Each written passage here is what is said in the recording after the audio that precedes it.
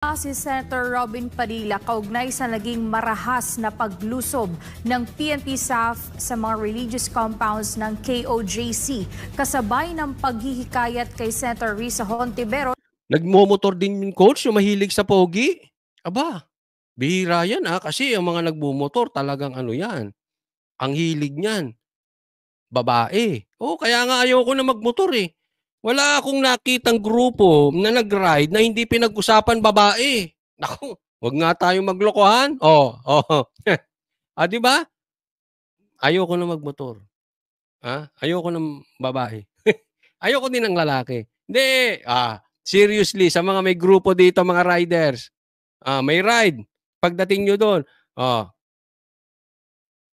hindi na alis sa topic ninyo yung babae, di ba? Sa Banateros riders lang, walang ganyan. Kasi yung pinag-uusapan namin ay puro kabanalan. Yun. EJ Warrior, ipagdadrive na lang kita. Parang kanta yan eto, Pogi. Na magsagawa din ng investigasyon sa Senado. Samantala, naniniwala si Senator Padilla na pinag-isipan ni Vice President Sara Duterte ang kanyang desisyon na magbitiw sa gabinete ni Pangulong Bongbong Marcos Jr. Narito ang balita ni Hannah Jane Sanchez. Eto, believe lang ako kay Senator Robin. Bagamat hindi siya taga Davao, talagang kinwestiyon niya yung ginawa sa KOJC. Ito yung tapang. At so far, so good si Senator Robin. Kaya lang, ito masasabi ko. Marami kasi akong nakitang politiko, maganda ang kanilang pasok sa politika, yung baguhan, pumasok sa politika, maprinsipyo. Yaan po ay kitang-kita natin ngayon kay Senator Robin. Hindi natin maitatanggi. Talagang ipinagtanggol niya sila pastor, pinagtanggol niya ang KOJC, pinagtanggol niya ang ginagawa sa Davao. Talagang nanindigan siya and he is very, very, very vocal. Ang problema lang, eto maraming ganyan, pagpasok, maprinsipyo, tapos kinakain ng sistema. Tatandaan natin, medyo ang sistemang bulok sa gobyerno ngayon ay napakalakas. Ito yan halimbawa, barkadahan, matino ka. Pumasok ka sa grupong instead na mahikayat mo sila na tumigil sa droga, chances are, after 1 year, 2 years, ikaw nag-a-addict ka na rin. Bakit? Kasi sobrang lakas yung puwersa sa loob. Yung sistema ng droga, this is just an example. Yung sistema ng droga, napakalakas na instead na silang hinila mo, ikaw ang hinila nila. Hopefully, eto si Robin, ay hindi siya mahila ng bulok na sistema ng mga sa ating gobyerno. Asar na asar ako sa isang politiko na nasa gitna. Walang stand. And so far, sabi ko nga sa inyo, kitang-kita ang linya ni Senator Robin. Higit sa lahat, hindi siya traidor. Galit ako sa politikong traidor. Ang daming tinulungan ni BP Sara na mga politiko para maluklok. Anong ginawa nyo kay BP Sara? Trinaidor nyo.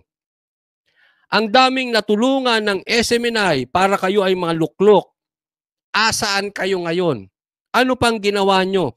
Instead na tinulungan nyo si pastor o kung hindi kayo makatulong, hindi nyo na sana ibinaon. Ang ginawa nyo, siniraan nyo pa ang SMNI, siniraan nyo pa ang si Pastor Kibuloy, binaboy nyo pa ang KOJC. Mga traidor kayo, mga animal kayo. Saan ang utang na loob? Hindi ko naman sinasabi na, alam mo, halimbawa, may mangyari ito sa amin ng SMNI. Halimbawa lang to, this is just halimbawa. Maging tambaluslos ang SMNI. Pasensyahan na tayo. Hiwa-hiwalay na tayo.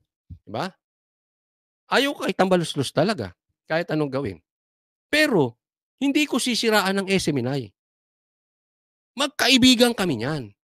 Kaya itong mga traidor, itong mga ito Yan po ang pinagkaiba ni Senator Robin. Senator Robin, Sir, we salute you. Huwag ka lang gagaya sa iba. Sana hindi ka kainin at lamunin ng sistema. Sana ganyan ka pa rin hanggang 2028. Ang dami kasi ngayon nasa gitna, nakakaasar. Walang stand. Naniniwala si Senator Robin Padilla na hindi nagpadalos-dalos si Vice President Sara Duterte sa desisyon niyang magbitiw sa gabinete ni Pangulong Bongbong Marcos Jr. Desisyon yan ni VP at ako naman naniniwala na sa lahat ng desisyon ni VP pinag-isipan niya. Record ang magsasabi na si VP ay isang profesional na tao, isang abogada, isang mayor na naging mayor ng 3 beses dito sa Davao na walang iniwang utang. Oh. Tingnan mo ha. Si Senator, pinupuri si VP Sara. Ilang terms siya naging mayor sa Davao at walang iniwang utang. Yung iba sa inyo na natulungan ni VP Sara, tahimik kayo? Hindi ko po sinisiraan yung mga senador na yan. Ginigising lang natin. Because at the end of the day, susuportahan ko pa rin sila. Ha? Pero asan kayo? May tapang ba kayong statement na ganito? Mandindi to sinasabi. Kasi tatandaan nyo, nag-resign si VP Sara. At lahat ng pumapanig sa mga Duterte, nagkakaproblema. Kinakasuhan, chinichismis na may kasamang pogi, kung ano-ano. Kaano-anong kababuyan nila. Delikado po yan. Pero tinan nyo, nanindigan. Kaya kailangan tandaan po yan ng mga kumukutya sa kanya na nagsasabi na hindi, si VP pumalpak. Saan? Siya nga lang yung ahensya lang ng gobyerno niya ang laging binibigyan ng award na talagang nagtatrabaho. Ani Padilla, makatutulong kay Pangulong Marcos Jr. ang desisyon ni VP Sara upang hindi na ito mahirapan pang manimbang. Itong desisyon ni VP, desisyon niya yan para yung ating Pangulo, hindi na siya manimbang. Kumbaga binibigyan niya ng kalayaan yung ating... Tama si Senator Robin dito ha.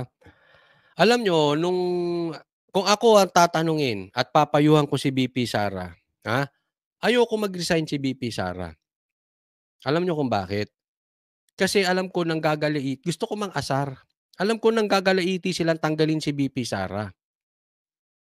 Ako, gusto kong tanggalin nila si VP Sara. Ayoko mag-resign. Bakit? Bakit? Nang ipakita nyo, strong kayo. Na hindi kayo weak. Kasi ka-weak yan, tatawag kayo ng resignation ni VP Sara. Kahinaan nyo ng personality. Weak po ang tawag ko ron. Bakit hindi nyo tanggalin kung ayaw nyo? Bakit padadaanin nyo sa vloggers? Bakit padadaanin nyo sa rally na mag-resign si VP Sara? Kung ayaw nyo, pwede nyo tanggalin. Kayo naglagay dyan pwede nyo naman tanggalin. Yun lang naman ang sa aking opinyon. Pero natutuwa rin ako at nag-resign na rin si VP Sara. Kasi ibig sabihin, gising na talaga siya. So, okay sa akin parehas. Yun nga lang, mas maganda kung tinanggal siya. Kasi magagalit talaga ang taong bayan. At saka, at least nakita natin, hindi weak itong gobyerno na ito. Kasi parang weak di ba? Yan ang sinasabi nila. Pero, welcome yan. And kaya nga, saktong-sakto itong sinabi ni Senator Robin. Pabor ito kay Marcos kasi hindi na siya mahihirapan. Di ba? Kung tinatatanggalin niya pa, nako. Ating Pangulo na lumakad ng walang tinitimbang. Ako, ang ganda-ganda ng example na ginawa ni VP. Sinacrifice niya yung kanyang oposisyon para magkaroon ng katahimikan. At siya naman, magawa din niya yung kanyang trabaho bilang VP. Ang linaw naman ng kanyang sulat, diba? Gagampanan niya yung kanyang pagiging Vice Presidente. Kaya ako'y hanga talaga kay Ma'am Sara. At ako naman, Ohio watching from Japan, always support. Kara, shout out sa'yo ha. Biglang, siyempre, alam naman ng lahat. Ako ay dala niya sa unity team. So kung saan si Sara, doon ako. Nako, yun, mabigat yun. Mabigat ha. Yan ang statement. Ako'y dala niya sa unity. At siyempre kung saan si VP Sara, doon ako. O, yan si Senator Robin. Talagang nanindigan na. Kaya lang kami, iba kami. Kung saan si Tatay Digong, doon kami. Naalala nyo ha, hindi kami sumunod kay VP Sara noon. 'Di ba? Nung eleksyon, ayaw namin kasi Marcos. Yan ang totoo at alam kong alam na alam nyo yan. Kaya kahit pumunta si Sara doon, kaya maraming nagmura sa aming DDS kasi ayaw namin kay Marcos. Yung pala kami tama. Ganyan naman. Ngayon meron din kami sinisiwalat. Minumura din yung mga kasamahan ko. Sila pala. Hindi ako nag-ano eh. Oo. May malalaman natin. Tinan nyo. Sabi ko sa inyo. But anyway, kung asan si Sara, doon si Senator Robin. I think this is a very good stand and a very courageous statement coming from Senator Robin na karamihan ay dumidistansya at gumigit na umaalis sa mga Duterte. Kontra ano talaga to eh, kontra Agos talaga to si Senator Robin. Mabigat yung statement niyang yan.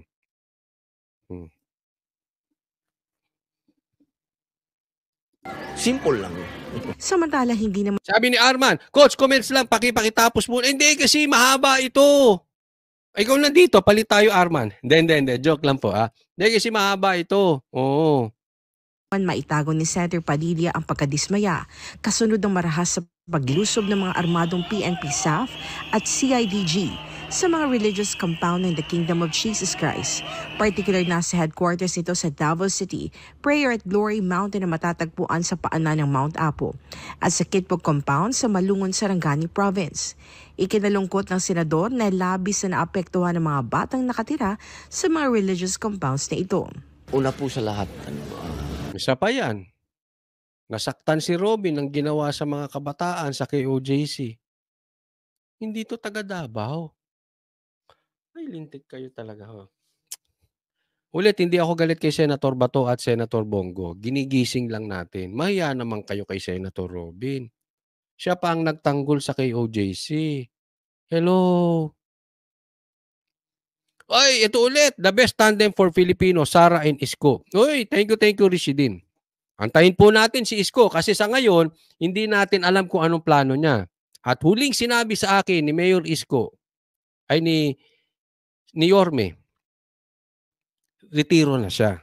I hope hindi totoo, pero kung totoo man, nirerespeto ko yon kasi ang desisyon niya, gusto niya magkaroon ng time sa family. Siyempre, laging priority ang family. So, inintindi ko siya, ayoko munang kulitin or buhayin yung kanyang political career dito sa vlog ko kasi gusto niyang manahimik eh. So, sabi ko sa inyo kahit kila Bantag, I respect yung yung kung nararamdaman mo naman kung gusto ng privacy ng tao eh. 'Di ba? Nire-respect ko 'yan. Pero pag sinabi niyang go na ako ulit, ay syempre, ano tayo, isko tayo, isko.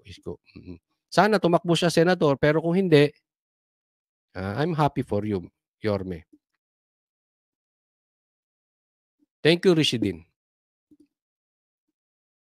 ang message ko ay yung mga bata kasi tandaan po ninyo ang sabi ng mga expert, ang parang sponge ang utak ng bata. Pagka nakakita sila ng mga ganyang bagay, dadalhin nila yan. At pag dinala nila yan, medyo malungkot kasi sa psychology, parang yung tagapagligtas natin, yung tagapagtanggol natin, yung mga inaasahan natin, na civilian,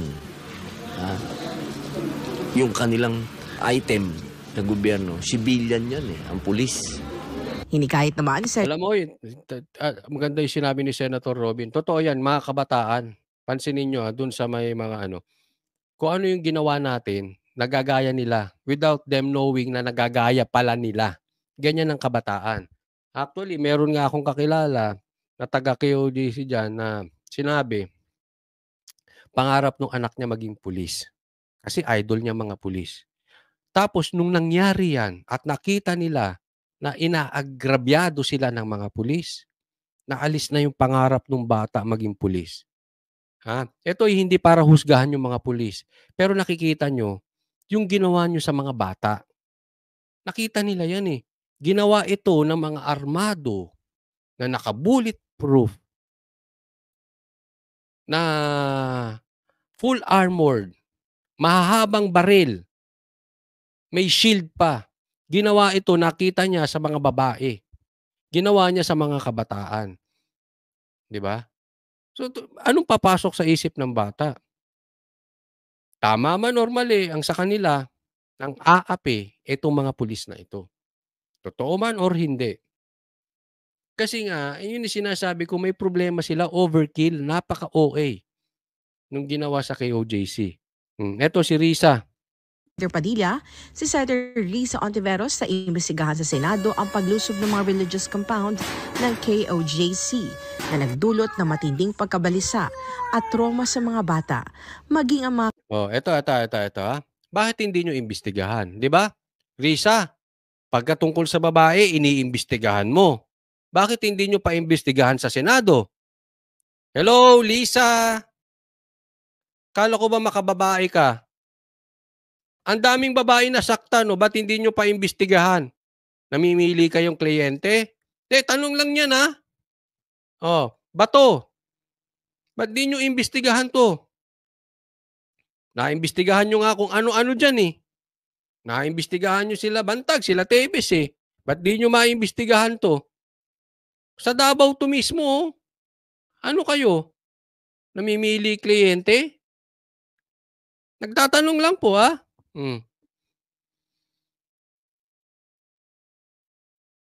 Sabi dito ni Rolden Signan, gusto ko ang Banateros. Hindi, kailangan discuss natin, maganda po ito. Pero never po ako kay Isko. For me lang naman po yun. May 2025 senators po ay sina Attorney Vic, Harry, Glenn, Trixie, Marcoleta, Doc Lorraine, Ka Eric at alam nyo, wala namang problema. Si Coach Oli ay let's agree to disagree. Diba? Normal magkakaiba-iba tayo. Hindi ko po kayo masisi na hindi nyo gusto si Yorme dahil hindi siya kasama ngayon sa Maysug. Siyempre yung mga DDS, ang mata niya laging nasa Maysug. 'Di ba? So nauunawaan ko kayo, hindi ko sinasabing mali kayo. No? Tama po yan, tuloy nyo yan at dito kay Coach Oli walang pilitan kung sinong iboboto. Ang sa akin lang, may resibo si Yorme. May katunayan na malaking nagawa sa Maynila. No? So, walang problema. Sa katunayan, dyan sa mga binanggit mo, bibilangin ko ha. Kung tatakbo yan,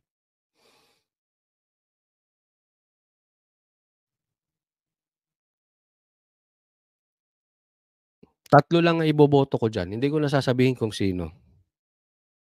Definitely si Attorney Vic. Yan. Definitely si Attorney Vic. Is one of them. Diba? So, magkakaiba tayo. Diba? So, okay lang yan. No problem.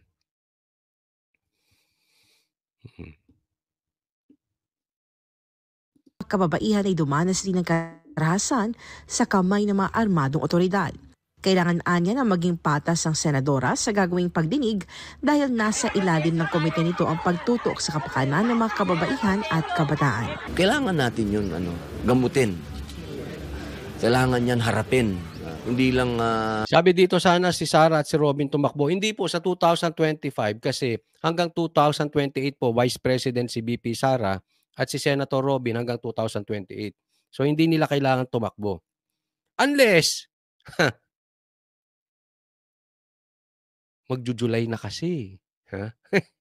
Alam niyo naman di ba? Magjujulay na. So, hindi nga natin alam kung magkaka-eleksyon. Kalma lang tayo. Abang-abang tayo sa mga balita. Para sa akin, hindi lang yung approach ng kung illegal ba o tama ba yung nangyaring raid, kundi pati yung epekto nun. Dapat yan siguro tingnan din ng committee ni Ma'am Risa, dahil committee niya yan, Women and Children. So dapat tingnan din niya yan. Hamon sa'yo yan, Risa. Hamon sa'yo, Risa. Women and Children. Ba't di mo, committee mo yan, imbestigahin mo kung meron ka talagang patas ka. Maganda tanong dito. Coach Oli, paano kung sabay sila BP Sara at Yorme tatakbo sa presidente? Sinong papanigan mo? Hindi po tatakbong presidente si Yorme sa 2028. Guaranteed po yan. Hindi po. Maniwala po kayo sa akin. Hindi po yan tatakbo sa 2028 as president. Risa, hello. Pakita mong ikaw ay patas. Walang kinikilingan. Hindi ka double standard. Imbestigahan mo to. Para balance tayo. Kasi may naging epekto talaga. Kasi wala naman pinipili ang batas. Dapat fair tayo. Dito sa nangyaring to, malinaw na mayroong mga biktimang bata. At makikita lang natin, yung mga batang yan, makikita lamang nila at magkakaroon lang naman masasabi nating therapy kung makikita nila na ang taong bayan, ang mga senador, pinaglalaban din sila. Kailangan maramdaman din sila ng mga batang ito. Pilipino yan. Nasa isang bansa tayo. May nangyaring ganito, dapat maramdaman ng mga... Ganda nung sinabi, oh. Dapat maramdaman ng mga bata na nasa Pilipinas tayo at pinagtatanggol nyo. Pulis, pagtanggol nyo yung mga kabataan, mga babae. Risa, pagtanggol nyo yung kabataan, mga pulis. Mga senador, pagtanggol nyo yung mga kabataan at mga babae. Mga taga Davao, na senador, pagtanggol nyo yung mga kabataan at mga pulis. Ay, mga kababaihan dyan.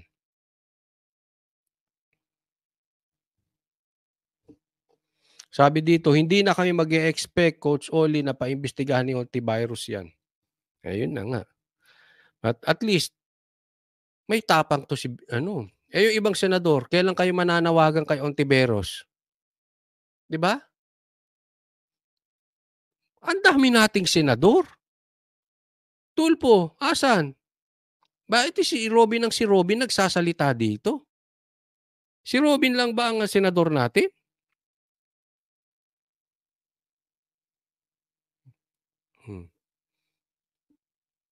Sabi dito, galing naman ng statement ni Idol Robin para sa mga senador. Ang daming pitik. Di ba? Eto, si Robin, kahit alam natin hindi pa English, ang importante rito may tapang. Aanin mo English, weak naman. Aanin mo English, purboronic. Di ba? Doon ka na sa tapang. Kahit di marunong mag-English. Oo, ang English niya ay slight lang.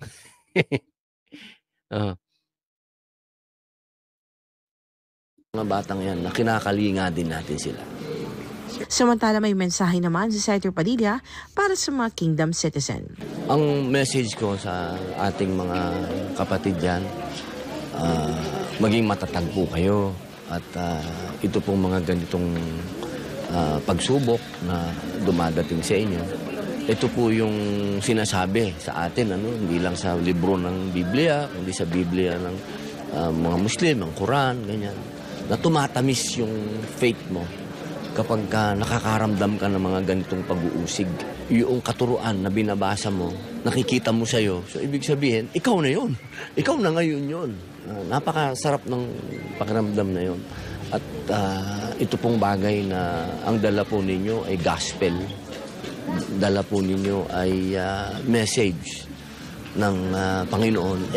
Isang bagay po yan na napakasarap ipaglaban. Yan po kumbaga, kung titingnan natin ang history ng kasaysayan ng Christianity, talagang nandun talaga yun. Yung pagsubok pag dumating, kung paano mo siya tatanggapin. Kaya, lakasan niyo po yung loob niyo, kasama niyo po ako, nagdarasal, at matatapos din po lahat ng pagsubok na to. At pagkatapos nito... Yun, totoo. Matatapos din ang pagsubok na ito. Matatapos, panahon lang yan. Ngayon, kayo nakaupo. Next time, nasa Hawaii na kayo. Matagumpay tayong lahat, inshallah. Para sa yung inaasahan mo na magtatanggol sa lipunan, sila pa ang gumagawa ng di maganda at nananakit na inosente. Tapos, ang masakit niyan, hindi lang ito mga kapulisan. Utos sa ibabaw Utos sa itaas.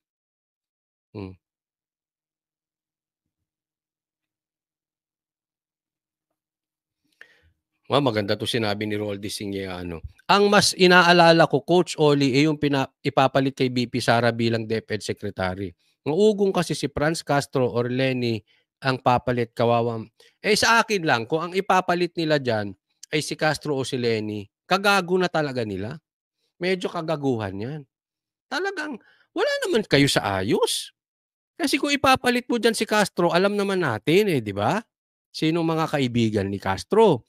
Si Leni naman kung ipapalit niyo diyan para ano, para makuha niyo ang suporta ng Dilaw, Himod Puwet, halatang-halata naman masyado. Hindi 'yun para tulungan natin ang, educational system, hindi para tulungan ang estudyante, kung hindi para tulungan ang inyong political agenda. Kasi hindi niyo kaya ang Duterte ng solo, kaya kailangan niyo ng Dilaw. 'Yan lang ang magiging rason kung ang ilalagay nila diyan ay si Leni. Para mabola nila, eto namang mga Dilaw, mga bugok din ang utak niyan, mga bobo rin. Basta ilagay diyan si Leni as DepEd Secretary, nako, susuportahan na nila si Marcos. Mga bugok din yang mga yan, eh. Personal na agenda, mga hinahanap na mga hinayupak na yan.